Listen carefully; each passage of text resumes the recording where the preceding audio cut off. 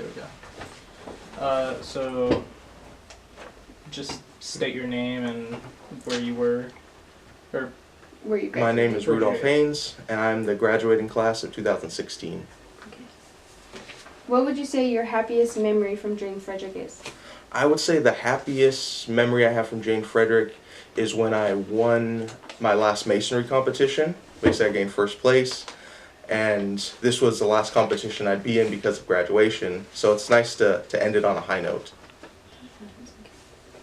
Where were you before you came to Jane Frederick?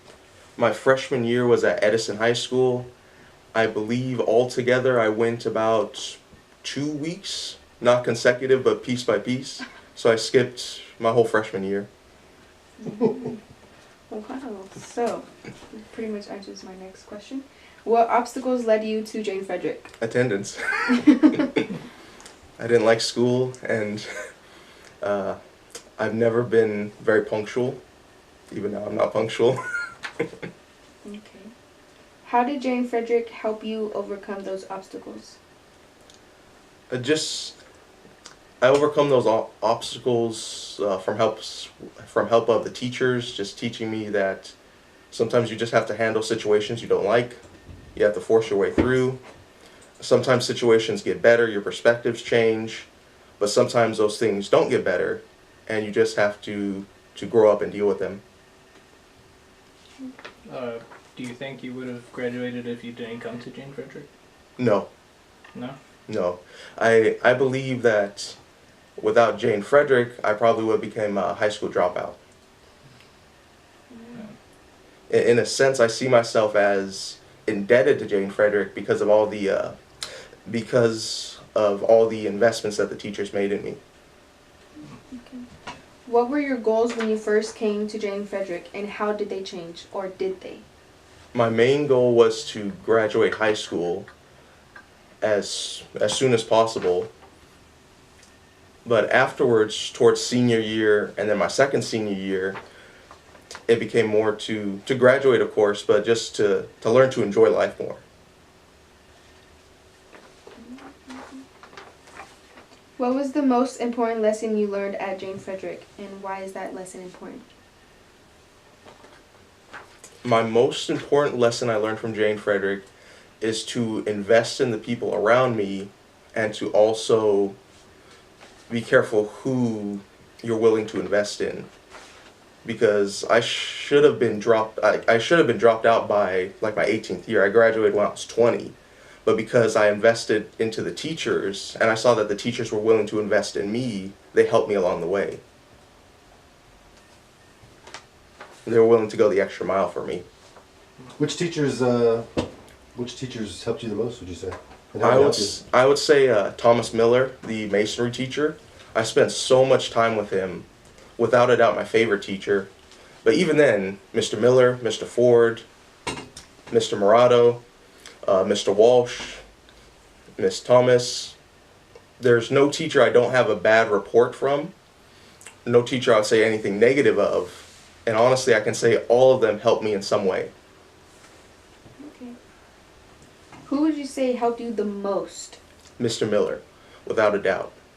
There are times when I was supposed to be picked up from school, school was over, and I would just spend an extra hour just working with masonry or talking with Mr. Miller. He really, I'd say, out of all the teachers, helped me the most. Even though I love Mr. Ford, even seeing him now, I couldn't just help but want to hug him. But still, Mr. Miller puts the most investment into me. Can you tell me a couple lessons that Handle situations that you don't like. He taught me that in certain situations you just need hard work to get through it. There's a right way and a wrong way to do things. If you're good at something, you should definitely invest in that. And that there are certain people who just aren't trying to do good. And you don't want to be that person. You don't want to be that person that doesn't try. Awesome. So where are you now? Right now I work as a veterinary technician at Geisert Animal Hospital. I even had that job while at Jane Frederick. I got it when I was 17, and I'm still working there now. So that was 5 years ago. And yeah, currently still steady working there. They pay my bills, so I'm happy. Nice. Where do you think you'll be in a few years from now? I'm not certain where I'll be in a few years from now. Definitely still surviving and thriving. But regarding careers, I am not too sure. There are moments where I think about going to, continuing college education, going to learn animal science to become a veterinarian. But there are other times, going back to Mr. Miller, there's still that lingering thought of masonry, because construction is a good field and you get a lot of money for it. But you get even more money if you go to college and get your education. Okay. What do you miss most about Jane Frederick? Definitely the teachers. I have friends that I miss that I used to go to school with, but it's the teachers I really miss.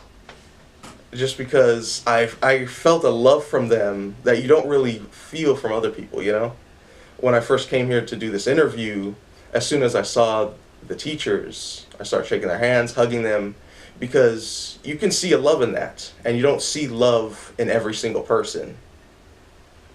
So without a doubt, I definitely miss the teachers the most.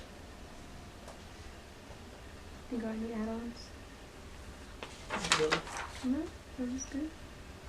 Even going back to my favorite moment, this in a sense, this interview is my favorite moment, because it's nice to know you're not forgotten. That's sweet. Yeah, that's good. really cool. That's Yeah, really that was cool. really Yeah. good.